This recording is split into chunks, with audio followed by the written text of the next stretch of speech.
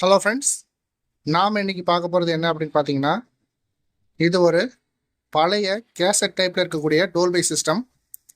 இதில் வந்து power amp வராது, ஜஸ்ட் ப்ரீ அவுட் மட்டும்தான் வரும். வந்து என்ன மாதிரி வேணும் அப்படிங்கிறத நம்ம செலக்ட் பண்ணிக்கலாம். கேசட் டைப் இது வந்து இது பார்த்து ரொம்ப நாள் ஆச்சு, சரி வந்தது. ஸோ அதனால் உங்களுக்கு ஒரு வீடியோ எடுத்து போடலாம் அப்படின்னு ஒரு யோசனை.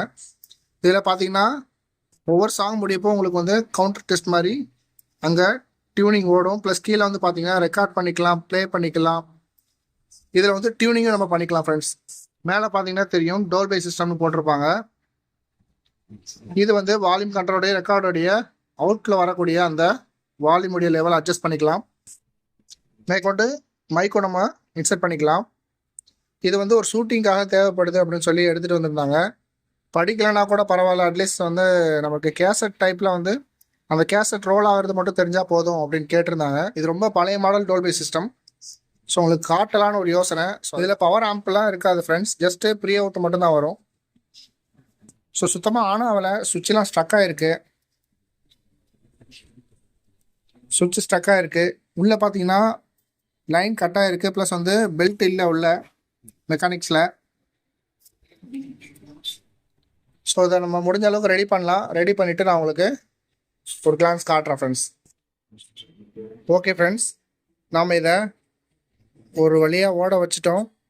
மெக்கானிக்ஸ் எல்லாமே ஸ்ட்ரக் ஆகிருந்தது. ஸோ ஆயில் போட்டு தொடச்சி கிடச்சி ரெடி பண்ணி ஓட வச்சிட்டோம் ஃப்ரெண்ட்ஸ்.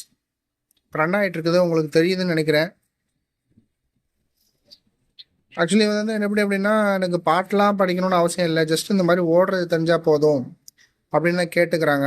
ஒரு ஷூட்டிங்ஸ் எடுக்கிறதுக்காக வேண்டி, ஒரு படத்துக்காக. ஸோ ஜஸ்ட்டு அவங்க இந்த ஓடுறதை மட்டும் வந்து கேப்சர் பண்ணிவிட்டு பேக்ரவுண்டில் அவங்க எடிட் பண்ணிக்கிறதா சொல்லிட்டாங்க. நமக்கு ஓடினா மட்டும் போதும் அப்படின்னு சொல்லியிருக்காங்க.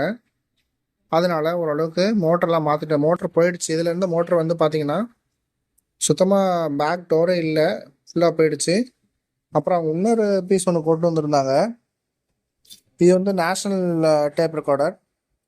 இது வந்து நம்ம வீடியோ சேனலில் ஏற்கனவே போட்டிருக்கோம், அதை பற்றி நல்லாவே தெரியும் உங்களுக்கு. இதில் உள்ள மெக்கானிக்ஸ் எடுத்து நம்ம மெக்கானிசம் இருக்குது இல்லைங்களா, இதை எடுத்து இதுலேருந்து மோட்டரை எடுத்துகிட்டு நம்ம இதில் செட் பண்ணுற மாதிரி ரெடி பண்ணியிருக்கோம் ஃப்ரெண்ட்ஸ். இது உங்களுக்கு சுத்தது உங்களுக்கு தெரியும்னு நினைக்கிறேன். பாருங்கள், ஆயிலாம் போட்டு தொடச்சி பக்காவாக ரெடி பண்ணிட்டோம் ஃப்ரெண்ட்ஸ்.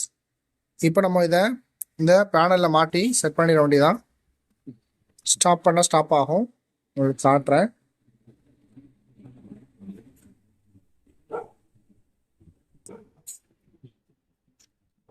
இது வந்து ஃபியூஸு ஓடுறது நின்றுச்சு பாருங்கள். ஃபியூஸை மறுபடியும் எடுத்து விட்டோம்னா ஓடும். இது வந்து ஸ்டாப் ஆகிடுச்சு பாருங்கள், ஓடுறது நின்றுச்சு, ஸ்டாப் பண்ணிட்டோம். மறுபடியும் அப்படின்னா கேசட் வெளியே வந்துடும். இது வந்து ரிவர்ஸு தெரியுதுன்னு நினைக்கிறேன். இப்போ இது ஃபார்வேர்டு. இதெல்லாம் பார்த்து ரொம்ப வருஷ கணக்கில் ஆயிடுச்சு ஃப்ரெண்ட்ஸ். இதை பார்த்தோன்னே மைண்டு கொஞ்சம் ஹாப்பி ஆகிடுச்சு, சந்தோஷமாக ஆகிடுச்சு. சுற்றி தெரியுதுன்னு நினைக்கிறேன். இப்போ ஸ்டாப் பண்ணிடலாம்.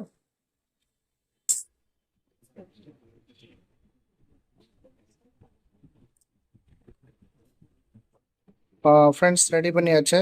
ஸோ பாருங்கள், பவர் ஆனாக இருக்குது. இந்த ப்ளே பட்டன் நம்ம அமைக்கிருக்கோம், உள்ளே வந்து லோட் ஆகிட்டுருக்கு.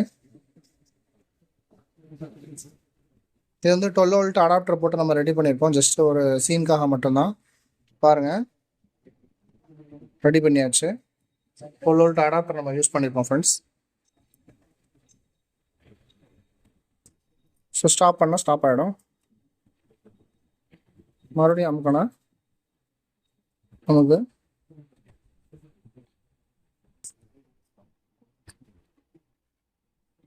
வெளியே வந்துடும்.